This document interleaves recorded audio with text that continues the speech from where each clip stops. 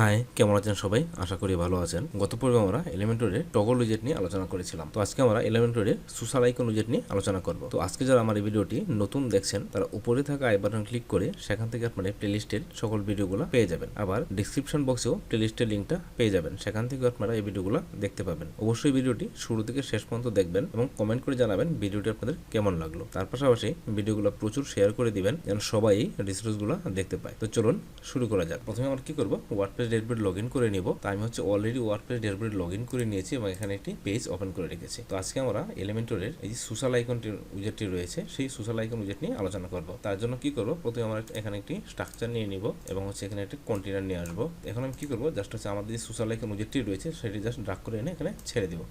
তো দেখেন এখানে ছেড়ে দিলাম। এখানে বাই ডিফল্ট ডিফল্ট অবস্থায় এখানে তিনটি আইকন থাকে, যেমন এখানে ফেসবুক, টুইটার এবং ইউটিউব তিনটে আইকন রয়েছে। এখন যদি আমরা চাই যে আমাদের এখানে আরও কিছু আইকন অ্যাড করব, তার জন্য কি করব, জাস্ট প্লাস এর আইটেমে ক্লিক করব। এবং দেখেন এখানে কিন্তু এর আইটেমে ক্লিক করার সাথে সাথে আমার একটা আইকন চলে আসলো ওয়ার্ডপ্রেস। আমি চাচ্ছি যে এখানে আমি ওয়ার্ডপ্রেস না, আমার অন্য একটা আইকন অ্যাড করব, সেটা হচ্ছে ইনস্টাগ্রাম। তার জন্য কি করব, জাস্ট এখানে ক্লিক করব, ক্লিক করে জাস্ট এখানে লিখবো ইনস্টাগ্রাম এবং এটা সিলেক্ট করব, সিলেক্ট করে ইনসার্টে ক্লিক করব। দেখেন আমার কিন্তু ইনস্টাগ্রাম আইকনটা এখানে চলে আসলো। এখন আমি চাচ্ছি যে আমার এখানে আমি আরেকটা আইকন অ্যাড করব, সেটা হচ্ছে গিট হাব। জাস্ট এখানে ক্লিক করব, ক্লিক করে জাস্ট লিখবো গিট। দেখেন আমার কিন্তু গিট হাব আইকনটি চলে আসলো। তো এইভাবে আমরা এখানে আমাদের বিভিন্ন আইকনগুলো আমরা এখানে অ্যাড করতে পারি। আবার আমরা চাইলে কিন্তু এখানে আইকনগুলো রিমুভও করতে পারি।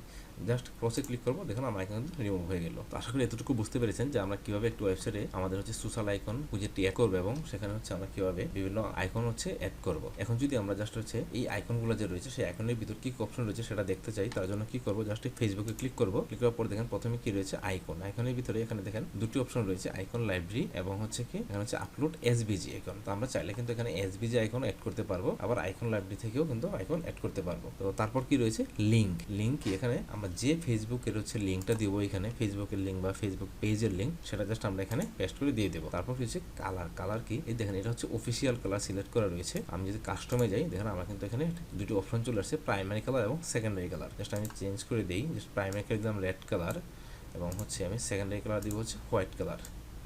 দেখেন আমার কিন্তু এটা প্রাইমারি কালার রেড হয়ে গেলো এবং সেকেন্ডারি কালার কিন্তু হোয়াইট হয়ে গেলো। আমি যদি এটা ব্ল্যাক কালার দিই, দেখেন সেকেন্ডারি কালার কিন্তু ব্ল্যাক হয়ে গেলো। এইভাবে কিন্তু আমরা কি করতে পারি, আমাদের যে কালারগুলো রয়েছে সেই কালারগুলো এখান থেকে চেঞ্জ করতে পারি। তারপর বাকি যে অপশনগুলো রয়েছে, বাকি যে আইকনগুলো রয়েছে সবগুলো সেম একইভাবে। দেখেন এখানে আইকন প্লাস তারপর কি লিঙ্ক এবং এখানে অফিসিয়াল কালার। তাই জাস্ট আমি এটা কাস্টম সিলেক্ট করলাম, সিলেক্ট করে প্রাইমারি কালার দিয়ে দিব ব্ল্যাক এবং সেকেন্ডারি কালার দিয়ে দিব আমি রেড। দেখেন আমরা কিন্তু এটা আমি কালার চেঞ্জ করে নিলাম। তো এইভাবে আমরা প্রত্যেকটা কালার চেঞ্জ করতে পারি। জাস্ট ইউটিউবের সেম দেখেন, জাস্ট অফিসিয়াল কালার কাস্টম করে দিলাম এবং প্রাইমারি কালার দিয়ে দিব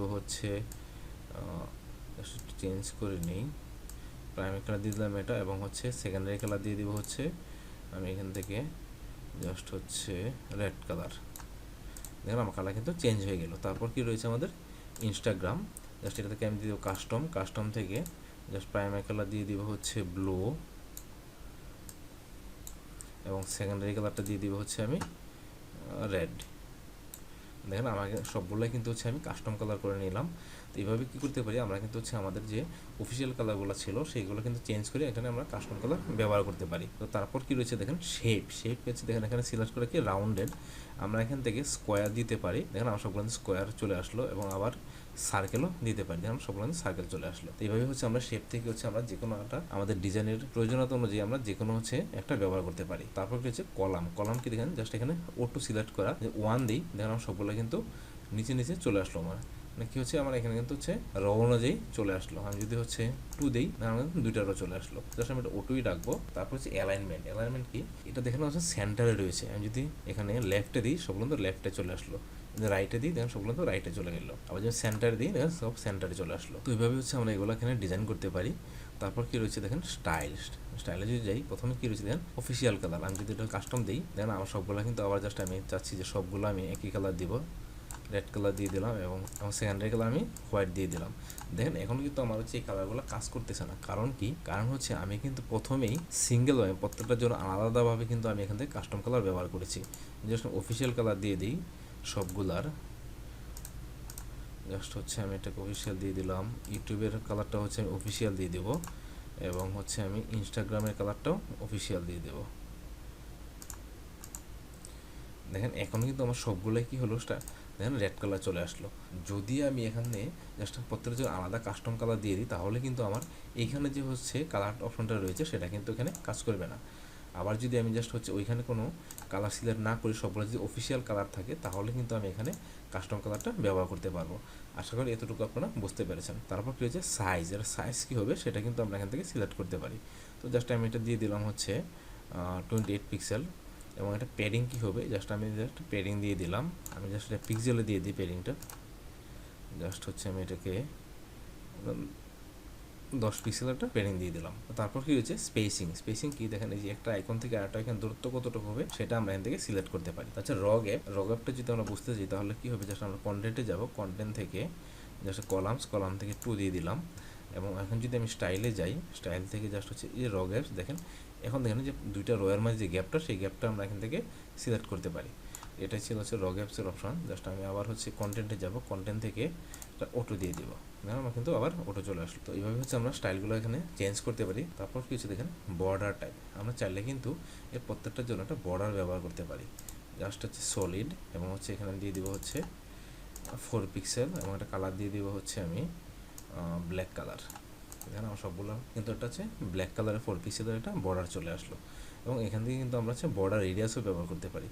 যদি আমি জাস্ট হচ্ছে কন্টেন্ট থেকে রাউন্ডেড রাখবো এবং হচ্ছে আমি এখন যদি স্টাইলে যাই, স্টাইল থেকে জাস্ট বর্ডার রেডিয়াস দিয়ে দেবো 50। দেখেন আমার কিন্তু এখানে সবগুলো আবার রাউন্ডেড চলে আসলো।